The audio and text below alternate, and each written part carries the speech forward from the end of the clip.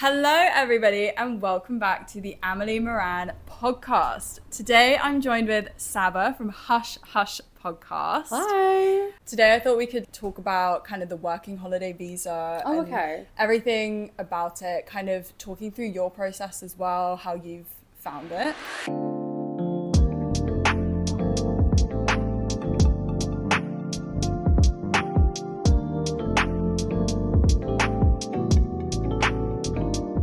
So introduce yourself, tell us about you. I have a podcast called the HushHush Podcast where we share people's anonymous secrets. We've just been recording. I've just had Amelie as a guest and it was really fun. We shared loads of travel secrets. It was very juicy. So I'm excited for you guys to hear those. And the way, actually, I feel like we should say how we kind of met, because technically we've met today in person. Yeah, the first time today. Yeah, but we've been talking, how long has it been? It must be a month. It's been a while, yeah. It's been a few weeks because I started my podcast and then I needed my co-host just abandoned ship.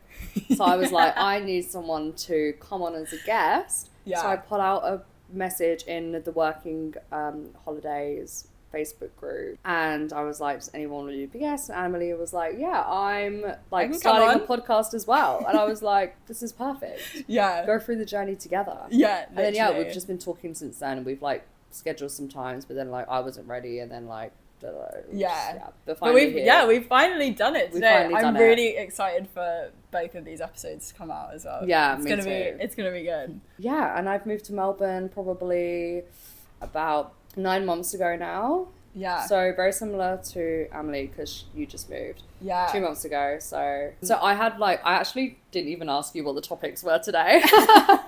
I was like, yeah, I'll come on. No questions have been shared beforehand. But yeah, because you are on a work holiday visa, aren't you? And so you moved 9 months ago, and was that from the UK or? Yeah, it was from the traveling UK. Or? No, so we did little bits of travel, we did America, and then we did Thailand, and then we just kind of saved some money, and then we were we were looking to move to Bali actually, on a digital nomad visa, but then we just couldn't find the right jobs, so then we were like, let's just go to Australia, and then here we are 9 months later. Yeah.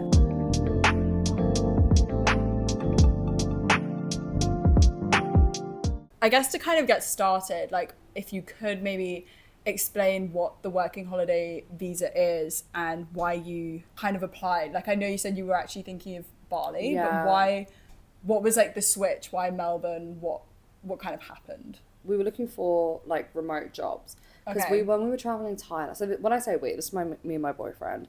When we were traveling in Thailand, we were working remotely and we were digital nomads, and it was amazing. We loved it. So we were we want to do that again, but with better jobs, because the jobs we were doing at the time, we weren't enjoying that much, and the pay was it was part-time hours. Okay. So we were working 20 hours a week, 25 hours a week, something like that. Yeah. So we were okay, we want to get proper good jobs and then do it, and then that would be our dream. It's just finding remote jobs is actually really hard. Yeah. So then we were okay, if we don't have a job in remote jobs we gave ourselves a date. I think it was September or something. We don't have it by September, then we're just going to go to Australia. Okay. And there was not really much planning. We literally just decided we were going to go to Australia. We applied for the easiest visas, which was the working holiday visa. And then we just showed up. We had done no research. That's amazing. We came to Melbourne because one of my friends said that I would love Melbourne, so we came to Melbourne. There was no thought process behind it. Yeah. And then we just turned up and we've just been winging it the entire time. I love it. That's all we've done. And the visa in itself as a process, what was that like for you? Did you find it easy getting the visa, or did it come through quickly? Because lately there's been so many delays for people. Yeah, I have seen that. Ours came through within 3-4 hours. Oh, amazing. Yeah, we got it pretty much instantly. We applied and we paid and we literally got it a few hours later. Oh, beaut. That's amazing. I think my boyfriend got his, so his name's Lewis. He got his through within 2 hours or something, and then I think mine took a bit longer, and I was like, oh my god, I'm not gonna get approved. He's gonna have to go without me. I'm what's gonna happen? And then it came through an hour later. I was like, okay, well, I was being dramatic. Fair. And what were the first weeks when you moved here? Like, what was there any like culture shock, or like obviously getting a job? Like, did you have the remote job lined up, or no? So we had nothing lined up. We came here, my friend who I was referring to earlier. Yeah. We went and moved in with her and her dad out in the burbs in Mulgrave. Okay. That's where we were living. When we first got here, we were just like, oh my God, we were just like really excited. Yeah. And our friend was like taking us to go get a SIM card. And then we were like, we want to see some kangaroos. Yeah. And we just, and we were like going out with her friends. So Okay. we were pretty much just going out all the time. Yeah. And yeah, we didn't have a job lined up. We didn't have an apartment lined up. Yeah. Apartment, as the Aussies say. Yeah. So yeah, we didn't have anything lined up. We literally just came here and we just... And how did you feel like arriving? Were you a bit overwhelmed, or were you guys just sort of like, let's just see what happens? Like, fuck it? We were just excited. We Yeah. were just like excited to be here. Yeah. Like, yeah, we weren't really overwhelmed. We were just like, yeah, Just say yes to everything, yeah, just go for it. Were there any unexpected challenges, you would say? Oh, I'm going to say like unpleasant and pleasant challenge, or like surprises. so in terms of when we first got here, or just like setting up life here? I feel like, yeah, when you arrived, and then any that kind of came up whilst you were trying to build I up. would say, none of my Australian friends look at this, please. Listen to this. Cover your ears.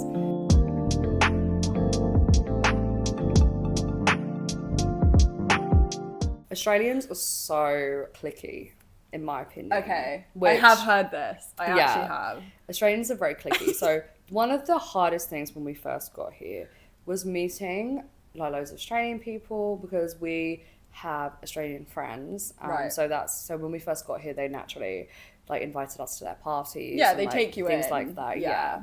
So like if I met someone, I'd be like, oh my God, how long have you been here? Have you been doing Tell this? me everything. Have you been here yet? If you haven't, let me take you there. You must not know anyone. Yeah. Let's do this together. Whereas they were more like, they don't want to like form connections as much as other Okay, that's Europeans. interesting. Yeah. I think they just don't need connections, and it's not like a negative on them. Yeah. It's more that they have their friendship group, like I said, cliquey, like they have their friendship group and they don't need anything else, and they have really full social lives. Like a lot of Australians, because they live in the city that they live in, and then they go to school, then they go to college, and then they go to university, all in the city they grew up in. Right. Because Australians don't move away for university, and they don't live away from home. So they'll...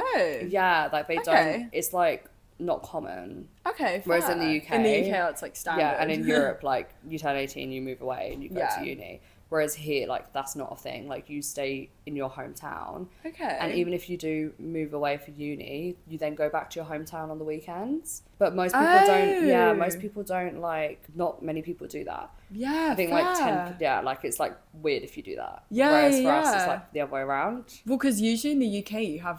Like, you might be from Manchester and go to uni in London, or vice versa. And here you go home when you can. You can't always go home. But if everyone here lives at home, yeah, and everyone here lives at home. And, like, no one lives on campus. Like, that's not a thing you do. Like, only international students, like, you know, like, from Asia and, like, places like that, then they'll live on campus. But, no, that's not normal. So, like, they kind of have their, like, group. Do you think it's because Australia's so... big? Is it kind of a security thing? I don't know. I feel like it's very different saying I live in Melbourne, I'm going to uni in Sydney. That is pretty far away. I mean, obviously in the UK in the UK you can be like living away from home at uni like 5 hours away, 10 hours away if you go up to Scotland. Yeah, because I even know like some friends who go to in different countries. I think it's just not the norm, to be honest. Like I think it's just not something that people think about doing. Like I think like if you go to a especially if you live in Melbourne, like you're in one of the biggest cities in Australia. Yeah. And there's loads of universities here. Like I think it literally just isn't what you would do. Yeah, I think it's like they don't even do it intentionally. Like of course they don't do it intentionally, but like if there's like a new person, they don't have the immediate like, oh my God, who's this new person? Like I'd love to meet them. They're just like, oh, who's this new person? Like, kind of, you know what I mean? You're coming in my space. Yeah, like it's more like, oh, who's this? Like they're a bit like wary of you because they're just not used to it. It's like a weird barrier to get across. Yeah. So that's when we came, we were a bit like, oh, this is different. because we're just like so open and so friendly. Yeah. And Well, they also, are as you well, have to be a but- social butterfly moving over here. Like, Yeah, you want to exactly. speak to everybody. You want to find your own friends. Yeah. Or like even at home, like if I met someone at a party and we got on really well, I would just add them on Instagram and then I'd invite them to my ex party. Yeah. Or I would like be like, do you want to meet up for a drink? Do you want to go Yeah. do this? And that would be so normal. Whereas people here, they like, if they meet someone at a party, they won't even necessarily like even ask them to add them on Instagram. Right. You know what I mean? That's so interesting. It is different. You just need to find people, it sounds like. You just need to find people in the same boat as you. Yeah, pretty much. And like, I think they're just used to making new connections. We all need So friends. yeah, they're just more open to it. But that is the biggest thing that I was like, whoa, this is different. I've met this person one time. Why are they not in love with me? Like why? And what were the pleasant surprises? Like, was there anything that you were kind of like, oh, I'm quite glad that that's happened, Yes. or that's here, or... Sushi rolls. Love sushi rolls. They're so good. Before moving out to Melbourne, all my TikTok was, you have to try Melbourne sushi. They're Everybody's so obsessed good. with sushi. It's 'cause they're so Everybody loves cheap. it. Where are people going? Because You haven't been? No, because down the road from me, it's all so expensive for a sushi roll. What? Where am I living? How much is your sushi rolls? They're like $4. So yeah, there's Or is that just the price and I'm being picky? no, that is quite expensive. Like you want like the $2 one. Yeah, like but that's what I thought. $3, I thought the yeah. amount that people buy, like the quantity of sushi people buy on Yeah. TikTok, I'm like, it can't be that expensive because everybody's Yeah, no, eating it it's all the cheap. time. Yeah, like I would just get like 2 sushi rolls for lunch and they'll be like $5. But it Oh depends. my god, where are you shopping? I need this. It depends. You have like sushi, which are like set prices because they have them everywhere. Okay. But yeah, no, the sushi rolls have been the I will best. have to seek this out. Let's move on to like talking about your travels because you've traveled quite a lot, Yeah, I would say I've done a Quite a fair bit few- of traveling. quite a few places. What is one of your favorite travel experiences, either in Australia or elsewhere? Probably Vegas Okay. was my favorite travel Nice. place because you kind of go there and you're like, you just don't really know what to It's expect. like a fever dream. Yeah, like I went there for one of my best friend's weddings. I was a bridesmaid at her wedding, so she was getting married to an American man. And yeah, we all flew out, like, it was like 50 of us in total. We all Oh flew my God, out love to it. Vegas for her wedding. Just landing in America. This is the first time I've been to America as well. Yeah. Because we did the wedding first and then we like continued traveling after. But just landing in America and just like everything's so American. Like my boyfriend even got randomly selected. I was like, that is so American.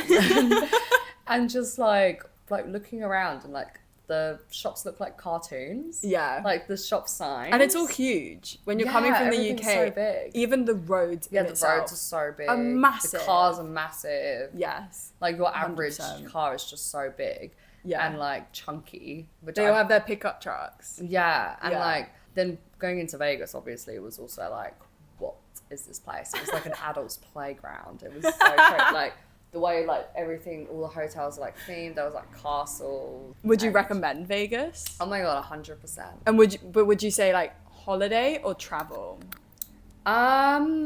Holiday. Okay. It's not. Don't go I mean- for a long period of time. Keep it short and sweet. Yeah, well, all there is to do in Vegas is, well, there's loads of stuff to do, but you're there to spend money. Like, you need Okay. to take quite a bit of money. Unless you're a group of girls and you kind of go there and you get all the promo tables and stuff. Like, you Okay. could probably get by for a group of girls but not spending much. Really? Yeah, because there'll be like guys who just want to. Oh, they want wanna to buy you drinks and and they'll buy you stuff. drinks and like Yeah. they just want you in the club looking pretty. So Okay. like you can kind of drink for free. Yeah. It's just a crazy place. Yeah. Like I would just always remember it so fondly because we were just like a big bunch of adults just like running around. We did like a scavenger hunt. Oh, that's cool. And like, yeah, it was just really fun. You know, you just like gambling. You feel like you're in a film. You're like, oh my god, me gambling my like $5. Trying to learn my. I like kept getting told off by the blackjack person for like Oh, doing why? things wrong. So you can't like touch the table and like Oh. you can't pull anything on the table and Why? you can't. So it's like illegal. Like there's like Oh. rules against it. Yeah, because like I don't really know, but there's loads Someone of like let rules. us know. Why is it illegal? Yeah, because I think because like some very high roller people come. Yeah, like there's just certain rules and things you can't do. Like you can't put your elbow on the table. I think it's like because you can't it's illegal to card count. Yeah. To like cheat. Yeah. And some people who go, like some of these people are like gangsters and stuff, I don't know. And they're like scary. Like they'll be like gambling like 200k at like a time. Yeah, there's like a high roller section that's like gated off. Jesus. And you can only go in there if you're like betting over 50k. And oh my God. yeah, and we were like there. I was like looking at them and I was like, whoa. And you also get free drinks while you're gambling. So what we did, we like gambled like $10 and then we just got loads of cocktails. And then like it was actually cheaper than just buying them. That's a good tip. Have you travelled around Australia at all? Or have you just been in Melbourne? I haven't. So we've arrived and we've just been in Melbourne. We've just been saving money. We had a very busy summer. Yeah. Just like we went, all the places around Melbourne, like an hour from Melbourne here and there. We've done that, but yeah, we're actually going to start doing that in the next month or so. But yeah, I feel like that's pretty common with work holiday people. They either do all the travel first, or they do all the work first and then travel at the end. Because like there's some places you could go where you go for like a weekend. Like from here, you could definitely fly to Sydney for like a weekend or something. Sydney's quite a short flight. Yeah, to actually explore maybe, like do things like the Great Ocean Road and I don't know, so the kind far. of, it's not like a quick little trip where you can just like come back. It's like a 4-hour flight to like Uluru, so I was trying to do a weekend trip to Uluru. Yeah, it's really far. I didn't know that. It's like 3 hours and like 3 hours and 40 minutes or something. Oh my God, Australia's really massive. It is. That's like the UK to Greece. I know. Oh my God. We had like it was a public holiday weekend and we were like, okay, let's go away for the weekend. Okay. And then we didn't want to go to Sydney because it was, at the time, it was like cold in Sydney. And then we were like, where would we go? We looked at all the flights and none of them were close. And we were like, oh, okay. It's not like a quick... can't do a weekend trip like you do in the UK. In Europe. Yeah, I get what you mean. So yeah, where would you want to travel then in Australia? 100% like Cairns and like I want to do Great Barrier Reef. Okay. Yeah, that's on the bucket list. We were meant to go earlier in the year, but we didn't. We got freaked out by stinger season. Oh. Have you heard of stinger season? No, I have not. Tell me all. So it's box that jellyfish. Sounds terrifying. Yeah, that can like kill you in 5 minutes. And we got like really paranoid about it. So. Oh yeah. And it was like the peak of stinger season. And we just they come up on the shore? Like they come They're quite just close? everywhere. Yeah. Oh. Yeah, like people, like it's like an actual like threat getting stung by. Australians listening to this are probably like, calm down. But I was really scared. I was like reading about them. People get like airlifted from like my God. their boats that they were on because they've been stung. So what, their sting is so strong they can kill you? Yeah, they kill. You can get killed if it's near your vital organs. You can get killed within 5 minutes, and you have to wear stinger suits.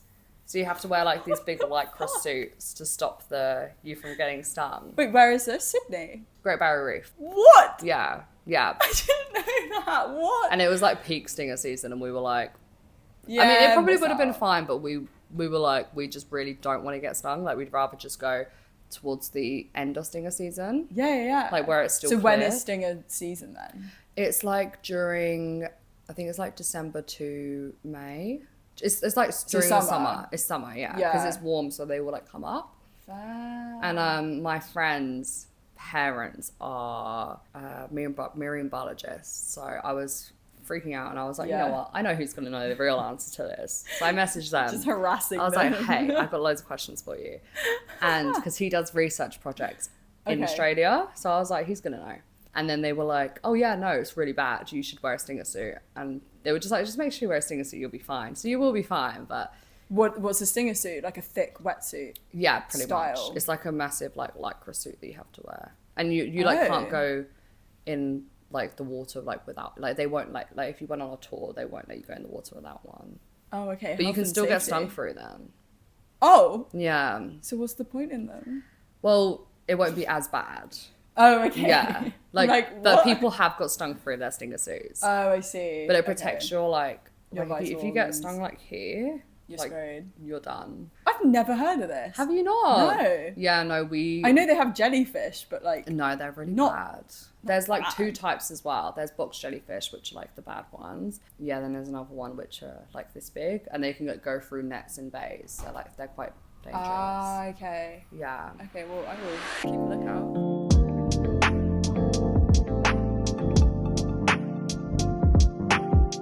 I know, I was going to ask, like, any memorable stories from travelling? Like, has there been a certain night out that you've loved? An encounter even with Australian wildlife? I don't know, seeing kangaroos and stuff. Yeah, like, I wish I could have had more encounters with the wildlife. You don't in Melbourne though, do you? Yes, because you're in the city. Really, like, we've met some kangaroos back in Wilson's prom. We've met some possums. Oh, I've seen possums. Oh my God, they're terrifying. Yeah, in the they're suburbs, huge. they're everywhere. Yes, we were having dinner. I was out for dinner with my friend. It was the first time I'd seen her because she lives in Melbourne. Yeah. Obviously, I'm from the UK. It was the first time seeing her. And we go out for dinner. A possum just jumps onto the table, starts trying to eat our food. Weird. Yeah, and I'm looking at the servers. Normally they don't come near you. This is the thing. I was like, what is going on? I'd never seen a possum as well, so I didn't know it was a possum. And then I'm going to the servers, like, can you get this thing off our table? Like, I don't understand what's going on. Yeah. And they actually were like, no, we have to leave them because this is their land. And I was like, no, I don't want you to kill it. I just want you to get it off my food. I don't understand. How they immediately assume that. They're like, oh, we can't kill it. Like, yeah, I was like, no, please don't kill it. But I just want to eat my pasta in peace. It was really strange. It was a pasta place in Collingwood, and that is so weird. I do get it because they're obviously protected, but like they are scary. They're they are. I think terrifying. They're so cute. See, in when I was living in Mulgrave in the suburbs, they're like everywhere. Like you'll see loads. So on our first night when we were here, we were like, oh my God, it's a possum, and I thought they were really cute. I quite like them, but we found a wolf spider once. What's that? It's like, I'm assuming poisonous and it's like a not really nice poisonous spider. We were house sitting and we it was in the house. No, it wasn't in the house. It was like, you know, like the balcony, like going out. It was like in the like, it was like underneath the house, but like on the edge, like it had not a wolf spider, a funnel web spider, and it had like a funnel web. Like it was like a funnel web, and we could see it. And we took like a photo of it, and then you could just see its little beady eyes like in the middle of. No, I would horrible. Be burning that fucking house down. No. Yeah, no, it was actually not good. But apparently the ones in Melbourne aren't that poisonous. I don't know. So yeah, I mean, when I've asked my friend, her family live like outside, kind of in the more countryside area of Melbourne, and they were saying that's where you'd find wildlife, like the snakes and the spiders. You're not going to find them in the city because there's nowhere for them to really go. Not really. Yeah, this was in the suburbs as well. Yeah, I mean, that kind of brings me to my next question of like, were there any cultural differences you've noticed since moving here? Things like food or any slang, anything where you've just had to kind of adapt to that culture? Let me think about that. There definitely is. Yeah, like slang. Yeah. The slang's very different here. The slang's really different. And what they call things is very, very different. Oh, the one thing I find so annoying, which makes no sense to me, is the fact that they call all sweets lollies. I didn't know that. Really? Yeah, so they call say chocolate, they'd call it, so I was on my phone to my friend, she's Australian, and I was like, do you want anything from the shop? And she said, what lollies have they got? And then I go to like the Chopper Chop. Yeah, I'm thinking Chopper Chop. They've got cola, they've got strawberry, and she's like, no, sweets. Like chocolates and stuff like that. And I was like, oh, because then I remembered like they call it lollies. Yeah, they call it lollies. And also when I was working at Seek. That's so weird. Like the Seek building over in Cremorne. When I was working there, they have my boss was telling me, like just before I did the interview, she was like, oh yeah, they have a lolly stand. And I was like, oh, that's so random. They have like just lollies, like loads of lollipops. I was like, there must be so many lollipops. Yeah. And they meant lolly as in like sweets, which is pretty cool. They have like loads of chocolates and things like that. But there definitely is so more than that little one. For me, it's the chicken palms. Like having a palmer. I don't even know what it's called. Oh my God, I love palmers. I have never seen that before, heard of that before. And we had one the other day. They're so good though, right? They're really tasty, but they're so filling. And people will get like a full wrap of this. And like when we were served I also found out it's like controversial what you call it. It's like a palmer or a palmy. I don't know which is I have heard that, acceptable. I can't remember. I like calling it a palmer. Yeah, I don't come to me because it makes sense. I don't know what it's called. I'm going to say palmer, but it comes with like, it's like chips. The chicken Kiev, you've got the cheese melted on top, then you've got the bits of ham, then you've got the chips and a salad. The chicken palm, tomato sauce as well. Yeah, and like the chicken in itself is so filling. It is. And then you've got to have these chips and the salad. I was like, this is like a whole... It's so good though. I love the chicken parmas. I haven't had one. Sam had one. Oh, you haven't had one? No. Oh my God, you need to have one. I need to have one. You need to have one. But also how many variations there are of them. There's so many. So like the traditional one... It's not like one dish. Like it's a whole... Yeah, there's so whole many. thing. The traditional one is just chicken, tomato sauce, and then cheese. Okay. But like loads of pubs, they'll do like... I don't know, they'll just There's have like loads spicy of one, like yeah, add like, pepperoni, add this. Sometimes they've got nachos on top and stuff. Like, it's crazy. Oh, okay. I need to christen myself. It is good. I'm trying to think of other like cultural things. I'm trying to think of slang. I just can't think of any slang words right now. The whole flip-flop, calling them thongs. Thongs. Oh yeah, that was quite funny. That's a bit... And they to a UK ear, that is very, very strange. Like, yeah, like, I know what they're talking about, but in my mind, I'm like kind of giggling.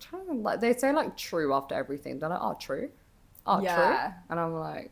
And the shortening of words. Like Arvo.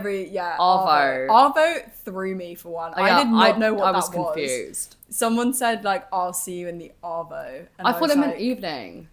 I didn't even know afternoon. What it was. I was like, what the fuck is an arvo? Like, well, like ute. You know what ute is? You know, in the UK, ute is like a young kid. I was going to say youth. Yeah, is it like the young people?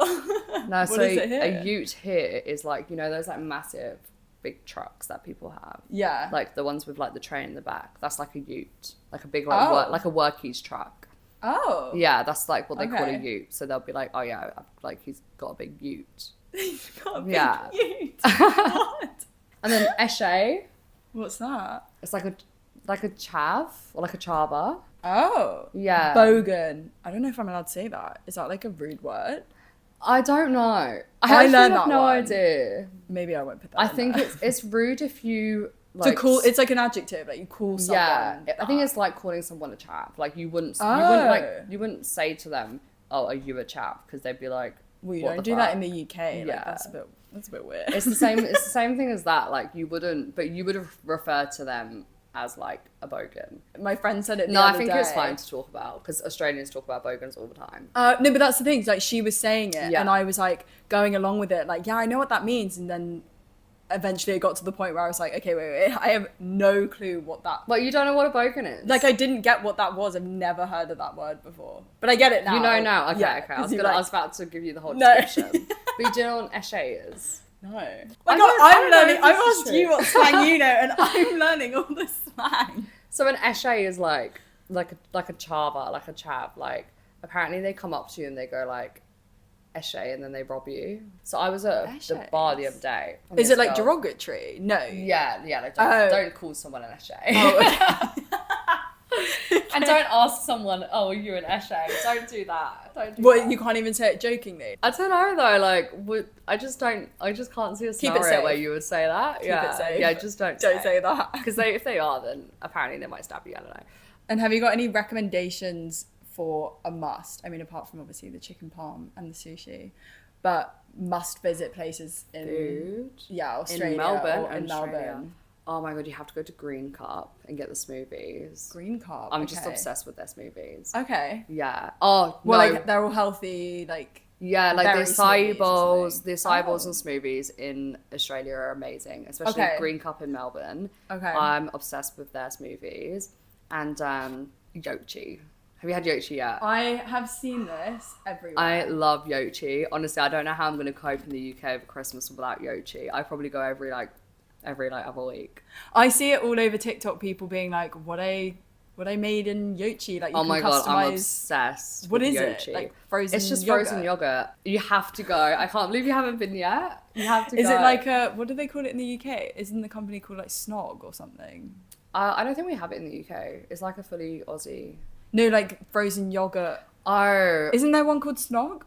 I'm not sure. I can't remember. We don't have one in Brighton in the UK, so I wouldn't know. I swear in London I've seen like vans where they do frozen yogurt. Yeah, I feel like in London they'd probably have a few places. Yeah. They're so good. Everyone loves yochi. There's like queues like outside, like down the street on like a Wednesday. Oh, okay. Oh, this is like a proper thing. Yeah, no, everyone I thought it was loves like a TikTok thing. No. People love yochi. My Australian friend from Melbourne would not shut up about yochi in the UK. And we were just like, like, how is this place that good? And then she took us here, and we were obsessed. It's just so, I don't know what they do. I don't know what they do. I don't know what they put in that stuff.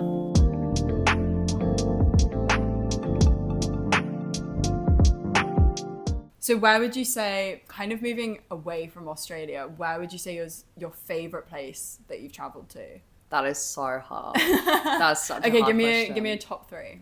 Greece, Spain, Barcelona, and then it would have to be Vegas. I know I've already said that. But it was just so much fun. I just loved it. It was so good. Kind of want to also talk about, obviously on a working holiday visa, like you're leaving home, you're leaving friends at home. Yeah. It can be quite overwhelming. How have you kind of managed your friendships with the people that are still back in the UK? And like, do you talk to your family a lot? Like, what's your main way of kind of maintaining those relationships? Yeah, that's one's actually like, being from the UK, you move away for university. Yeah. And then you like kind of go back, and then you go traveling. Like, you're kind of used to being away from your family, I would say. So it wasn't really much of like a struggle with my family. I've got younger siblings, and they grow quite quickly. And they're a little bit like, you know, they miss me a lot. And when I FaceTime them, I'm like, you look so different. Yeah. So that's going to be nice to see them when I go back home. But I've actually moved to Barcelona before. Like, I lived in Spain. Oh, wow. Yeah. So I've kind of experienced the whole moving away thing before. So with Australia, it was a bit more sad because I knew it would be, I can't just hop on a 40-pound EasyJet flight and go home. It's like a whole thing. Yeah. Like, it's like a whole 24 hours of traveling. Yeah. It was really sad, but I'm actually not very good with keeping in contact with people. I'm actually the worst. Are you? Yeah, I'm so bad. You're a bad texter. Like a bad caller. Yeah, I never call people. They'll like book in with me, and then I'll forget. And then I'm like, oh my God, I was meant to call that person. Mainly, I just send them voice notes on Instagram. Yeah. It's actually really good. If you cannot find the time to call someone, have a voice note conversation over Instagram. Sounds really silly, but honestly, it's like you're having a phone conversation. Yeah, I've heard this. Like, I spoke about it in a previous episode as well. Like, just do like a mini podcast for your friend. Yeah, and just pretty much. Update them on what's going on. Because also being in Australia, like, the time difference. Oh my God, the time difference is so hard. And so if I need to call someone and be like, oh, I want to celebrate this, or like, oh, this has happened, you can't if they're back home. Yeah. So doing the whole voice note thing, I 100% recommend. It is really hard because I think your friends, your genuine friends, will always be in touch with you, and they won't care that you haven't spoken to them in months. Yeah. Like one of my best friends, who's I was referring to earlier, we went to our wedding in Vegas. Like, she lives in America, and I never really talk to her, but I'll always see what she's doing on social media, and I'll always be like replying to stories. I'll always be like keeping her updated with things, and I'll just send her updates, and sometimes she doesn't even read them.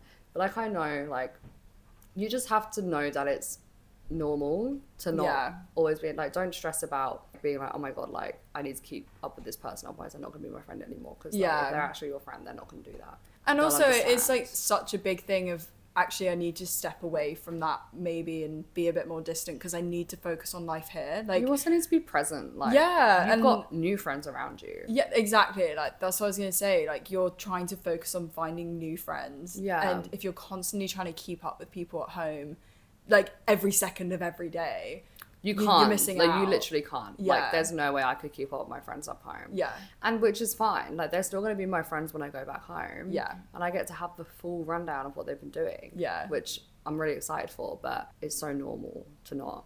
Like, I FaceTime my mum once. I'm really bad though. Like, a lot of other people are actually really good at keeping up with friends. I'm terrible. All my friends know this. Like, they'll message me and say, I miss you. And I'm like, 5 working days later, I miss you too. It sounds like you have like a mutual kind of trust as well of like, this isn't personal. I'm not ignoring you. It's just, I'm getting on with life and it's fine. To be honest, like, all my friends from home, they just know that I'm always going to be their close friend. Like, they don't like necessarily need that constant attention from me. Like, I have pretty solid friendships, and like, they've never once ever complained that I don't.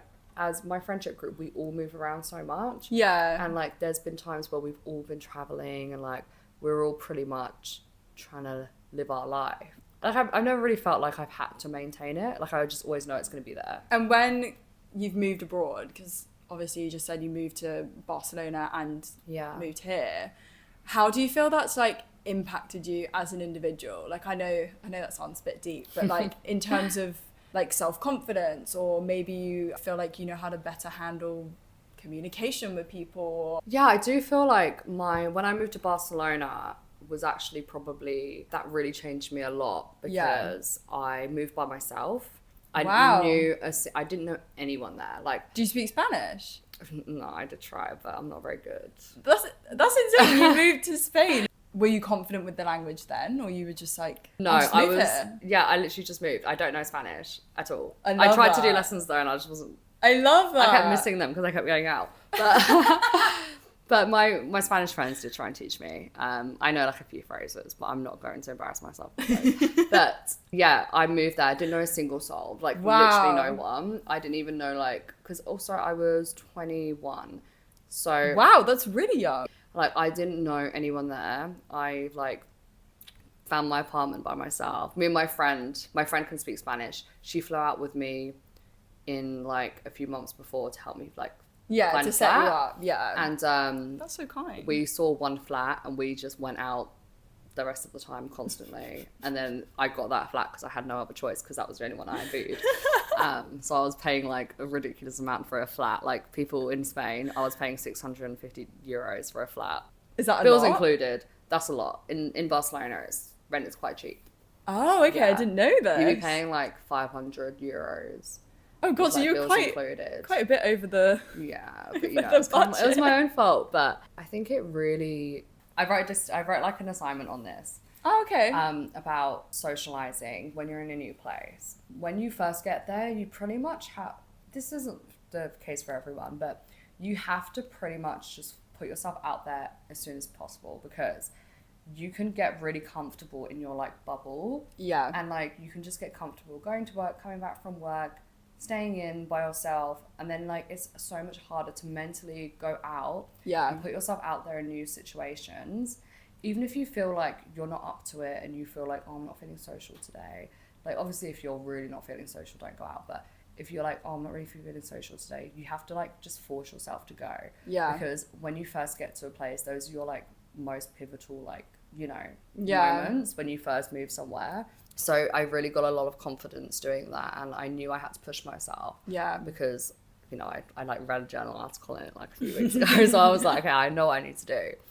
And I pretty much met my, like, one of my best friends now, who's still my best friend, like one of my best friends, and on like the first weekend there. Wow. And I literally just saw her in a bar, and like I was out for dinner with like this random guy who I met on Facebook. And then I just met her. I was like, hey, like, how are you? Yeah. And she was like, oh, hi. Like, she was a bit like, oh, like, random person speaking to me. But she was like, oh, but she's nice. So I gained a lot of confidence putting myself out there in very uncomfortable situations. Yeah. I would never do.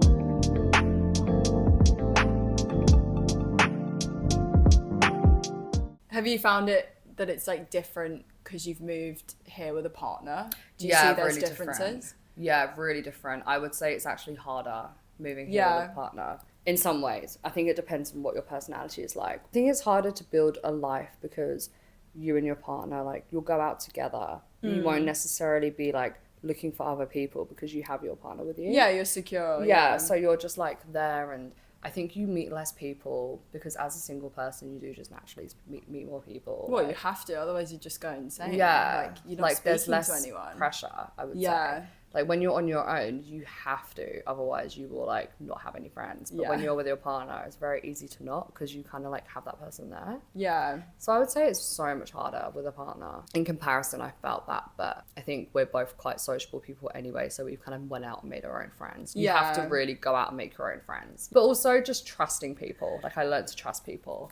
Okay. And I learned to meet someone and just trust that they were like a good friend to me. Yeah. And trust them with like my personal like thoughts. Fair. Well, and like, if it doesn't work out, move on? Or I was more trusting with opening up to people. Yeah. Because I think when you meet people, you're like a little bit scared to like be personal with them. Yeah. And like, whereas when you move abroad, you don't have anyone to speak to. So you're like, oh Yeah, you yeah, have to be. You're like, oh yeah, I was finding it really rough recently. And then most likely they would have as well. You know what I mean? 100%. So I think, I just learned to trust people a lot more. And then that reflected in my life at home. Yeah. Because I then began to open up more to my friends. And like trust people more as well. Yeah. So I think you just like trust strangers more. Like they have your best interest. Yeah. Some people don't, but you know, that's fine.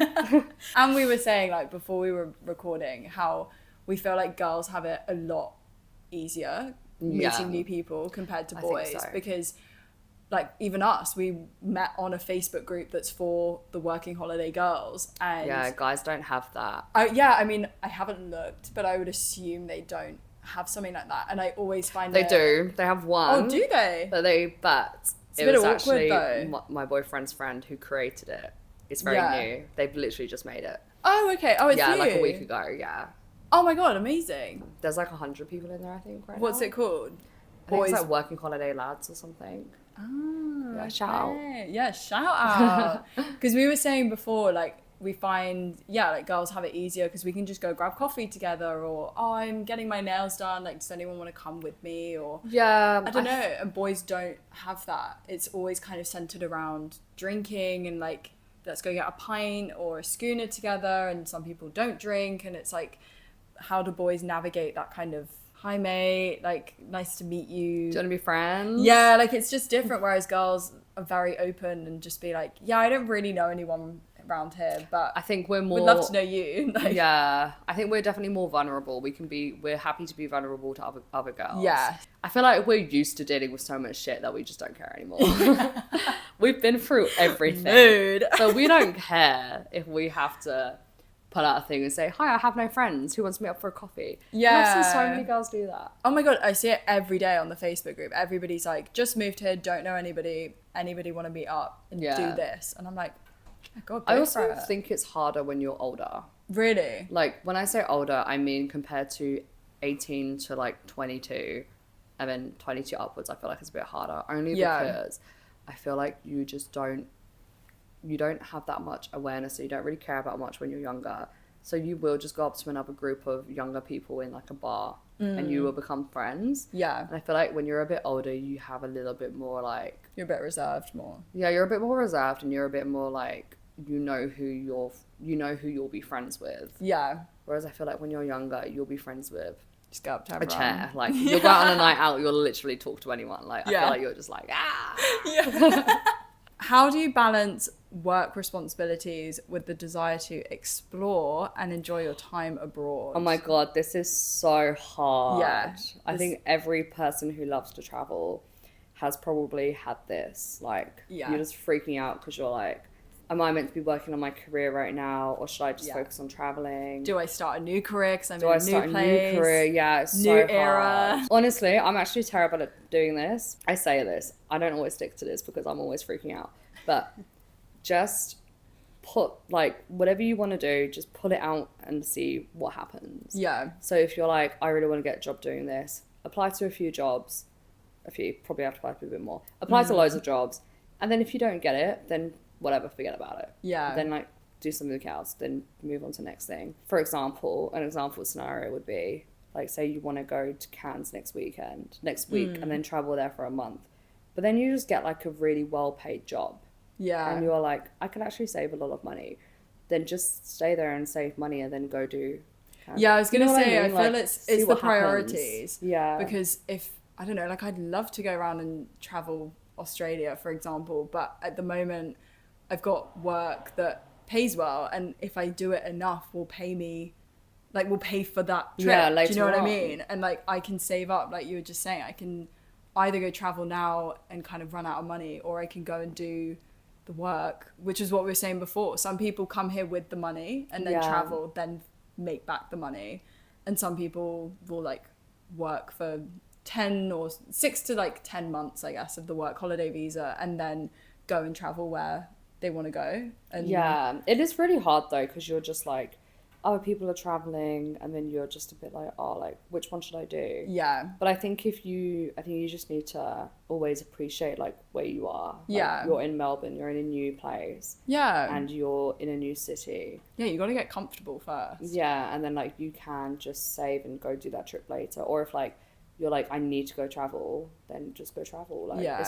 It's actually really tricky to balance because you just never know what you're meant to be doing and no one tells you what to do. And also you can always change your decision. Like if you go traveling and realize, actually, I need to work, I don't have the money, then you just go and settle somewhere. And if you're working, making money, and you're like, but I want to be traveling, then you can just go travel. Like you can just change your mind. Yeah, I haven't met anyone here who has had a plan and then they've stuck to that plan. Yeah, 100%. Like it's changed. Like 100%. Yeah.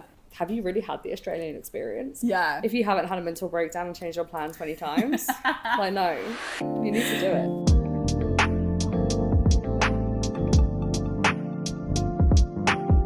Okay, I've got a quick fire round where I'm just going to ask you. Oh my god, okay. It's only a few, Okay. Okay. What's your go-to Aussie slang? What's something you say? How's it go? How you going? Best beach in Australia? I actually don't have an answer for this. At the moment, it would be Black Rock Beach near Melbourne, because I haven't been to every beach in Australia, so I wouldn't know. What's the weirdest thing you've eaten while traveling in general, not just Australia? Like anywhere? I've had a chicken's heart once. Where? I actually don't remember where it was, but I remember eating it. And it was what, horrible. like it's like a cooked, like a steak? Like a cooked chicken heart. Yeah, it was on like a skewer, like loads of little chicken hearts. And then we just, I'm not the person to eat weird things, by the way. Like, I don't like eating weird things. My friend dared me to do it, so I did. That's like a pretty wacky thing. Yeah, but like in general, like if I went to France, I got, escargot, got the snails. I did not eat the snails. I would not eat oysters. I will not eat anything. I will not eat mussels. Like, no, I just can't do it. Like, I won't eat the weird spiders in Thailand. Like, I just won't. It's just so gross to me. I can't. It will make me throw up. That's so funny. But what was had it like? Chicken's heart. What was the chicken's heart like? It was just really tough. It was just really tough. What, like chicken. rubbery? Yeah, like really tough. I wouldn't recommend it. It wasn't very good. Okay, last one. One thing you can't live without when moving to Australia. If you can only bring one thing, apart from like passport, visa, blah blah blah. Oh my god, I actually don't know. I would say my laptop. It's quite a hard one. But I feel like laptop is like an essential that you would need anyway. Oh, I didn't have my laptop traveling, and luckily my friend's dad was going over to the UK. Yeah, I brought my laptop with me. Yeah, he brought it back for me because I was dying without my laptop because it has everything on it. Yeah, you literally need your laptop. Yeah. So I would say like that's what came into my mind. So yeah. Maybe that will have to be my answer.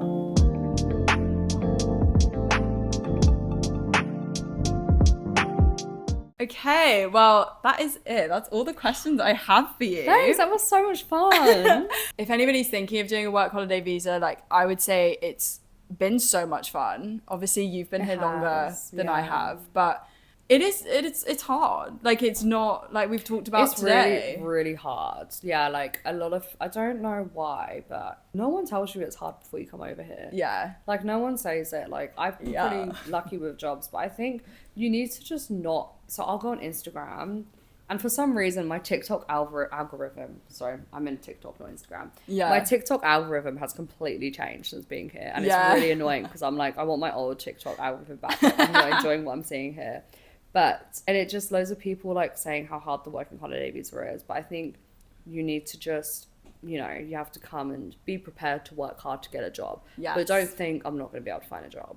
No, you have to like manifest that you're going to get a job. You're going to you have to be really positive. Yeah, you're going to be fine. Which I think is also because I can relate when you're talking about coming over here with a partner. Like I've come here with a partner and we have motivated each other so much and been able to like be the shoulder to lean on if you're like, oh, I didn't get this job or this hasn't happened for me yet. Yeah. It's that person keeping the morale up, which I guess if you're on your own can be so difficult. It can. And also just be open about like, oh, I'm really struggling. Because also sometimes people want to help you out as well. Yes. And I would say in Australia, networking works, I would say. Because in the UK, you network you don't really like, I don't know, I feel like you don't really get much return. Yeah. But in Australia, if you really network, it actually really works, and you do get jobs through networking. Like, everyone's got a job. No, 100%. And also, just be prepared to do the most random jobs. Yeah. Like, yeah, 100%. Just, yeah, like, there's never a time in your life where you're gonna pack mangoes for a job. Like, yeah, there's never gonna be a time, like, have you seen the milking cows one? No. Oh my god, there's so many, like, milking cows and stuff. Like, so random. it's kind of gross. Like, oh my god, I would not milk a cow, but there's so many milking cow jobs. Oh, fair. Yeah, there's loads. So just That's be really prepared to, random. like, just do the most random things. You gotta like, take it as it comes, take a chill pill, and it'll be fine. But obviously, if anybody is wanting to get a work holiday visa, you have any questions, send them in, just DM me or comment or anything. But I want to say thank you for coming on. Thank you for having me on. And keep an eye out, because we filmed a podcast episode over on Sabah's channel, HushHush. Yes. Which I'm very excited for that to come out. It was very juicy. Yeah, so my podcast is people send in their anonymous secrets, and I basically just read them out and spill the tea. There was everyone. a lot of tea spilt today. Yeah. It was insane. The one that we've just done is travel themed. So there's a Very lot of on travel brand. secrets on there. Well, I will see you guys in the next episode. Bye. Bye.